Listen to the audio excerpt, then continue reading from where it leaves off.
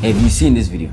Every single Christian in the 1st, 2nd, and 3rd century believed that it was the body and blood of Christ. I mean, you mentioned St. Ignatius of Antioch. For the people that are viewing, I mean, I know your audience is very smart, but Ignatius of Antioch is a disciple of St. John. Right. Like, it's worth just pointing that out. Yeah. This is not some churchman in the medieval, age that brought this up. This is a disciple of the apostles, a contemporary of the apostles, who was alive when the Gospels were being written. Right. Right? And he's saying that not only is it the body and blood of Christ, but he says, as you said, they're heretics. They're not even Christian for denying that, right? I'm not saying that Cliff and Stuart aren't Christian, but that was the extreme. And then you have St. Irenaeus and St. Athenagoras, St. Justin Martyr, and these are all the first 200 years of the church.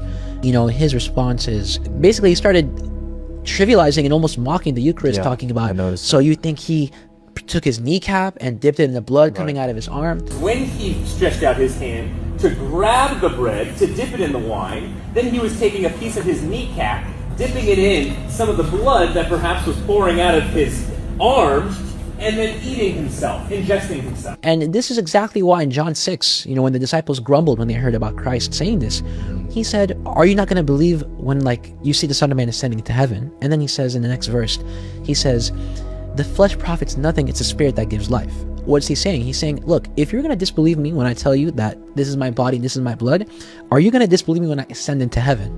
Right?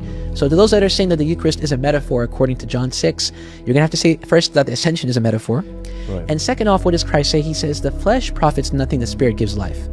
He's saying, don't think of this in a carnal way. Because when the people at that time in John 6 heard him say, whoever eats my flesh and drinks my blood has everlasting life, the first thing that popped in their head is cannibalism. Right. And I've seen a lot of evangelical influencers that have been accusing us of being cannibals for this. Right. The flesh profits nothing, meaning this carnal outlook profits nothing. This is a mystical and spiritual mystery that in a way in which we cannot scientifically ascertain.